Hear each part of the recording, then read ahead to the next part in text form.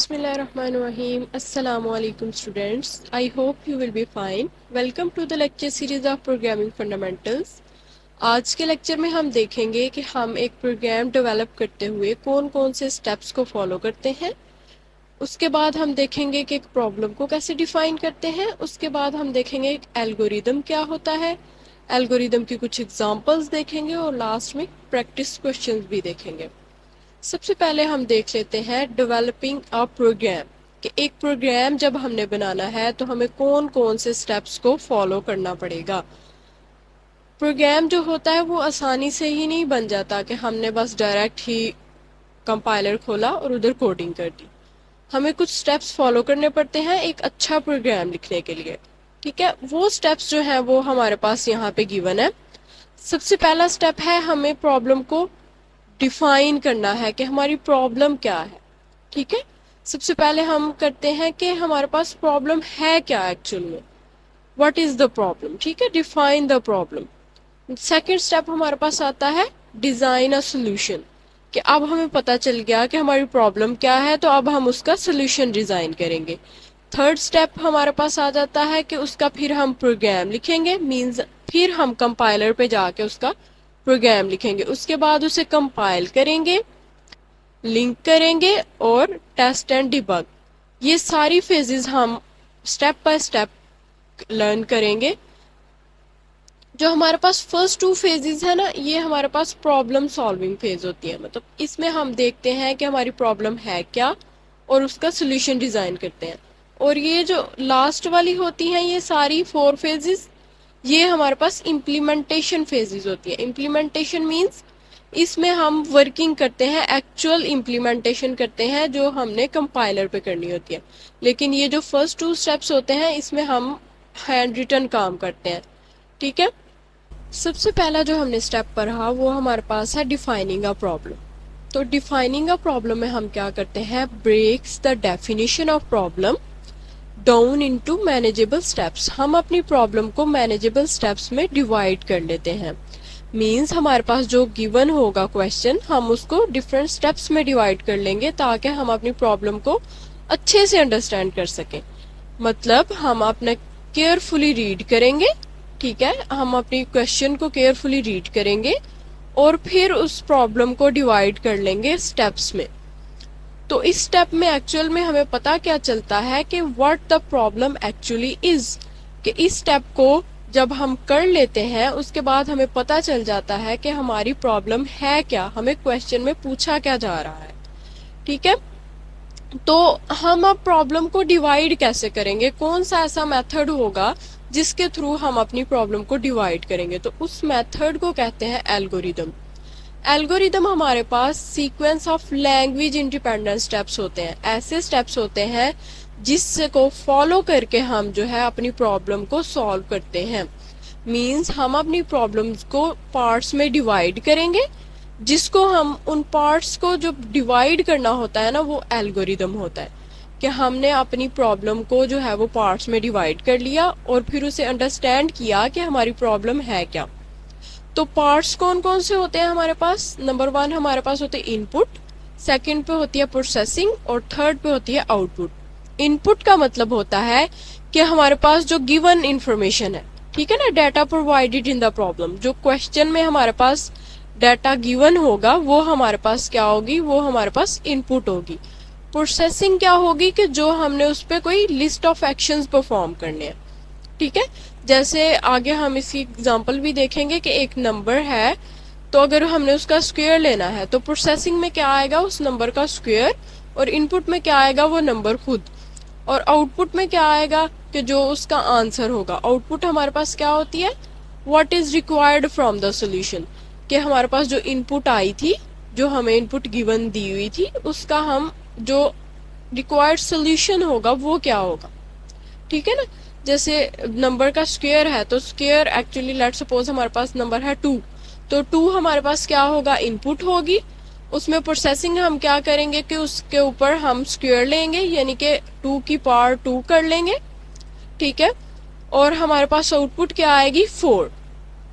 तो 4 जो है वो हमारे पास आउटपुट हो जाएगी। तो ये हमारे पास तीनों जो है ये स्टेप्स, ये हमारे पास होता है एल्गोरिदम, कि हम सीक्वेंस लैंग्वेज इंडिपेंडेंट। अच्छा, यहाँ पे एक लफ्ज है लैंग्वेज इंडिपेंडेंट, इसका मतलब ये है कि इसमें हमें कोई भी लैंग्वेज नहीं फॉलो करनी पड़ती, जैसे C++ या जावा या इस तरह की कोई भी लैंग्वेज फॉलो नहीं करनी पड़ती। हम इंग्लिश लाइक स्टेटमेंट्स लिखते हैं और फिर उससे हम बताते हैं कि हमारे पास प्रॉब्लम क्या है, तो इसको हम कहेंगे एल्गोरिदम। यहाँ पे अब हम एल्गोरिदम की कुछ एग्जांपल्स देख लेते हैं। पीछे जो हमने एग्जांपल देखी वो हमारे पास कंप्यूटर से रिलेटेड थी, लेकिन यहाँ पे जो एग्जांपल्स हैं ये सारी की सारी डेली लाइफ से रिलेटेड है। जैसे कि रिपेयरिंग अ लैम्प। अब हमने अगर कोई लैम्प को रिपेयर करना है तो हम क्या करेंगे कि हम जो है वो सबसे पहले ग्लू लेके आएंगे, फिर उसके बाद जो लैम्प के पीसेस होंगे उनको इकट्ठा करेंगे, फिर उन पे ग्लू लगाएंगे और फिर उनको जोड़ देंगे। तो ये भी हमने स्टेप्स ही फॉलो किए हैं, हमने एक एल्गोरिदम ही फॉलो किया है लैम्प को रिपेयर करने के लिए। इसी तरह कुकिंग रेसिपीज होती हैं, कुकिंग रेसिपीज में हम इंग्रेडिएंट्स जो है वो इकट्ठे करते हैं और फिर उनको पकाते हैं सारी चीजें।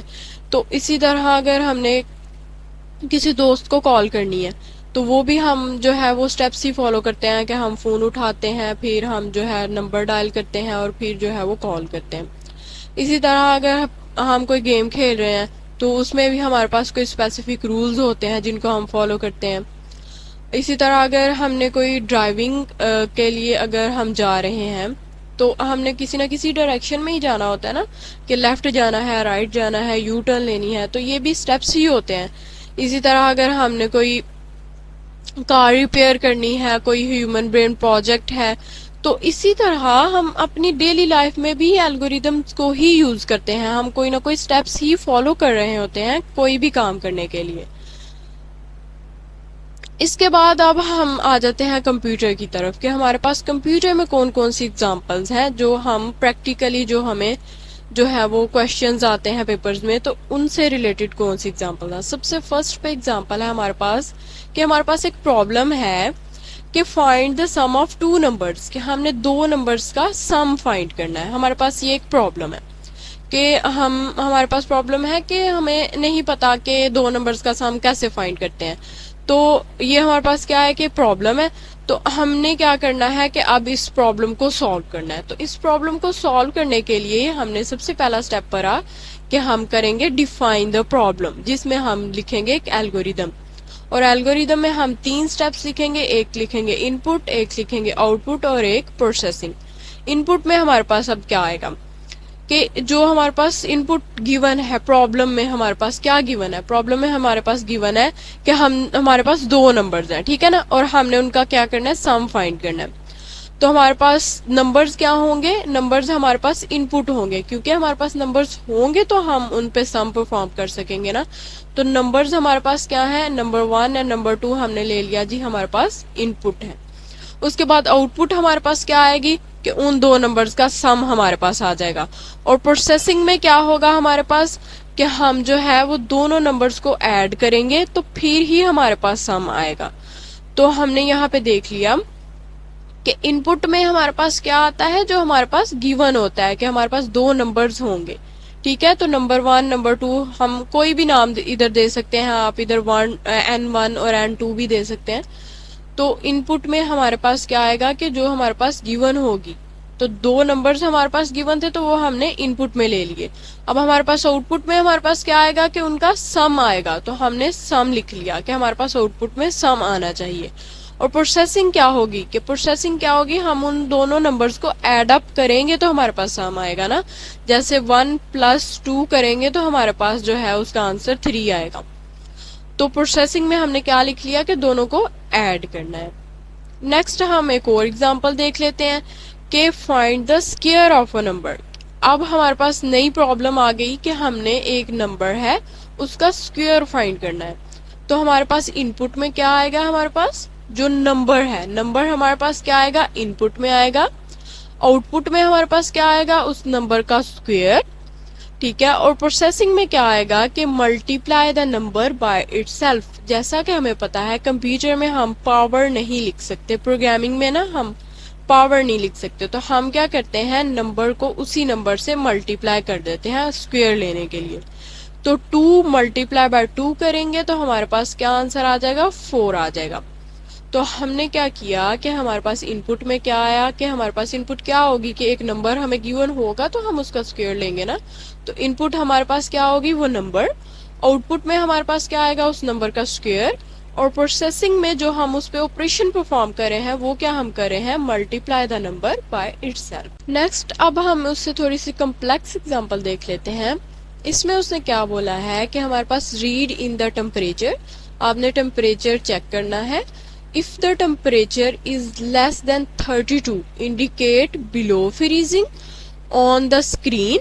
Else, if the temperature is above freezing, then indicates the same on the monitor screen.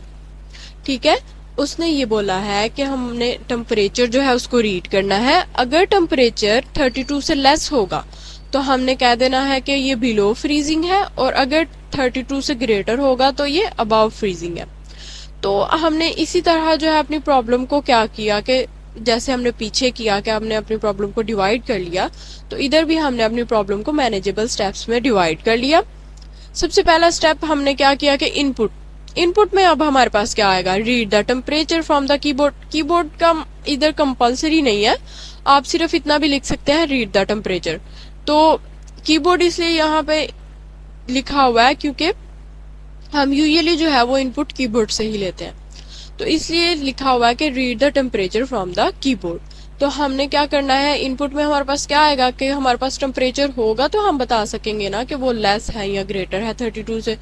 तो हम क्या करेंगे इनपुट में कि हमारे पास रीड करेंगे टेम्परेचर को। प्रोसेसिंग में क्या करेंगे कि टेस्ट करेंगे टेम्परेचर इज बिलो और अबव फ्रीजिंग। तो प्रोसेसिंग में हमारे पास क्या होगा कि हम चेक करेंगे कि जो हमारा टेम्परेचर है जो हमने इनपुट में लिया वो हमारे पास लेस देन 32 है या ग्रेटर देन 32 है। और फिर आउटपुट में हमारे पास क्या आ जाएगा कि हम रिजल्ट डिस्प्ले करवा देंगे। मींस अगर ग्रेटर देन 32 होगा तो हम कह देंगे कि अबव फ्रीजिंग है, और लेस देन 32 होगा तो हम कह देंगे कि जो है वो बिलो फ्रीजिंग है। ओके स्टूडेंट्स, तो यहाँ पे कुछ प्रैक्टिस क्वेश्चंस हैं आपके लिए, तो आपने इन सब क्वेश्चंस की प्रैक्टिस कर लेनी है। इनके सॉल्यूशंस भी हम जो है वो नेक्स्ट वीडियोस में देखेंगे, लेकिन आज आपने जो लर्न किया है उसके मुताबिक आपने इनकी प्रैक्टिस करनी है। ओके स्टूडेंट्स, आज के लेक्चर में हम इतना ही करेंगे। आपने प्रैक्टिस क्वेश्चंस मस्ट कर लेने हैं। अगर आपका कोई क्वेश्चन हो उनसे रिलेटेड तो आप कमेंट बॉक्स में भी पूछ सकते हैं और आप हमें मेल भी कर सकते हैं। सो नेक्स्ट वीडियो में मुलाकात होगी। Till then take care of yourselves and don't forget to like, share and subscribe. अल्लाह हाफिज।